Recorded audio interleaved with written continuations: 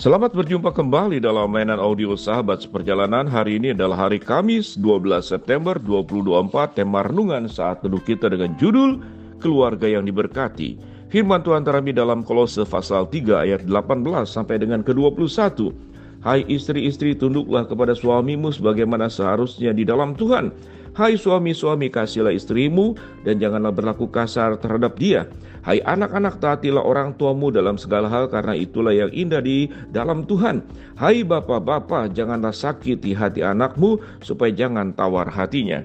Mari kita berdoa. Bapa di dalam surga, kami ingin memiliki keluarga yang diberkati. Sekalipun kami bukanlah keluarga yang sempurna, namun kami akan menjadi keluarga yang semakin baik dari waktu ke waktu. Dalam nama Tuhan Yesus kami berdoa, amin. Shalom sahabat seperjalanannya, dikasih Tuhan, keluarga yang diberkati. Kalimat dari doa pembukaan yang saya sampaikan tadi, bahwa tidak ada keluarga yang sempurna, namun keluarga harus berjuang menjadi keluarga yang makin baik dari waktu ke waktu, dari hari ke hari. Karena kita kumpulan manusia yang tidak sempurna, kumpulan manusia anggota keluarga yang penuh dengan kesalahan, bahwa tidak ada seorang pun yang di mata Tuhan itu memenuhi kriteria. Karena keberdosaan kita, karena perjuangan kita, sekalipun sudah menjadi anak Tuhan, berjuang melawan dosa. Dosa tidak mengenal siapapun kita, apakah laki-laki, perempuan, atau orang tua atau anak-anak, mertua atau mantu, suami atau istri, siapapun kita berjuang di dalam dosa. Sehingga dengan pemahaman titik awal bahwa setiap kita itu ada kekurangan, setiap kita itu memiliki dosa-dosa pribadi, baik sebagai ayah, sebagai ibu, sebagai suami, istri, menantu, mertua, anak, dan orang tua. Sehingga dari hal tersebutlah, berangkat dari pemahaman tersebut, bahwa setiap orang perlu belajar menjadi lebih baik. Tidak ada yang merasa kemudian satu dengan yang lain itu merasa lebih baik. Bukan karena kita suami sebagai kepala keluarga lalu kita merasa lebih baik, karena kepala keluarga adalah posisi yang diberikan oleh Tuhan. Bukan karena sebagai istri yang lebih banyak mengurus anak lalu kita lebih baik dari suami. Bukan sebagai anak yang merasa kalian umurnya masih kecil, maka banyak kesalahan itu dianggap sesuatu yang lumrah. Tapi orang tua yang usianya jauh lebih tua daripada anak, maka harus lebih bijaksana, lebih baik. Bahkan tidak heran orang tua secara tidak sadar dituntut sempurna juga oleh siapa? Yaitu oleh anak-anaknya. Demikian juga para mertua. Ingat, sewaktu menjadi mertua, bukankah dulu engkau pernah menjadi mantu? Bagaimana proses merasakan tekanan dari mertua? Demikian juga sebagai mantu. Kalau engkau punya mertua, ingat bahwa mertuamu itu adalah orang tuamu sendiri, yaitu ayah dan ibu dari suami yang kau cintai. Jangan hanya engkau mencintai suamimu lalu engkau melupakan mertua yang melahirkan suamimu. Maka dari berangkat pemahaman seperti demikian, Alkitab memberikan pelajaran. Suami tunduk kepada istri, tunduk kepada suami. Suami kasih istrimu, anak taati orang tuamu. Tetapi orang tua jangan sakiti hati anakmu supaya jangan tawar hati. Sesungguhnya kata tunduk, kata mengasihi, kata taat, kata jangan menyakiti, itu adalah perintah Tuhan. Tidak hanya istri, tidak hanya suami, orang tua, anak, mertua, mantu. Kita harus tunduk yang pertama kepada Tuhan. Kita harus mengasihi dengan kasih Tuhan. Kita harus taat kepada Tuhan. Kita jangan menyakiti karena kita melaksanakan perintah Tuhan. Sehingga tidak hanya istri yang harus tunduk kepada suami, suami pun juga perlu tunduk kepada kebenaran firman Allah. Apa bentuk daripada suami tunduk kepada firman Allah? Perintah Tuhan. Kasihi istrimu, jangan berlaku kasar kepada dia. Demikian juga istri harus mengasihi suami dan jangan berlaku kasar. Sehingga penggalan-penggalan perintah dari ayat ke ayat, dari ayat 18 sampai 21, itu tidak serta-merta kalau tunduk itu hanya istri. Suami juga harus tunduk. Tunduk kepada apa? Tunduk kepada firman Allah, tunduk kepada kesepakatan. Kalau kemudian rumah tangga sudah melakukan sebuah kesepakatan dan janji, bukan berarti hanya orang lain yang perlu tunduk.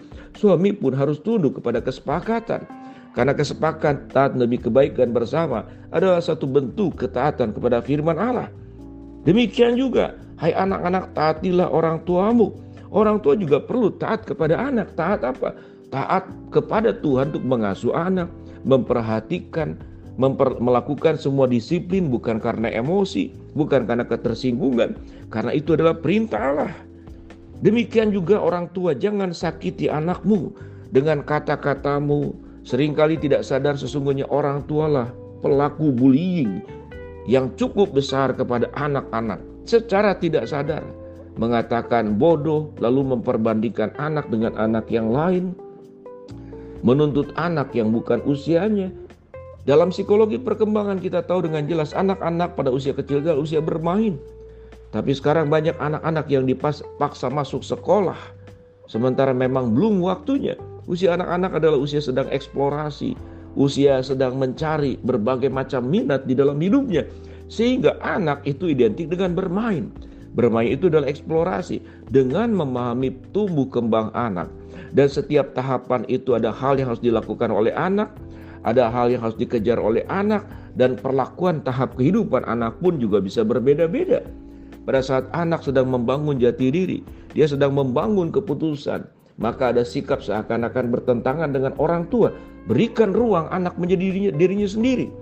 Itu bentuk ketaatan orang tua. Orang tua perlu taat kepada tahapan-tahapan perkembangan anak. Jangan memaksakan kehendak.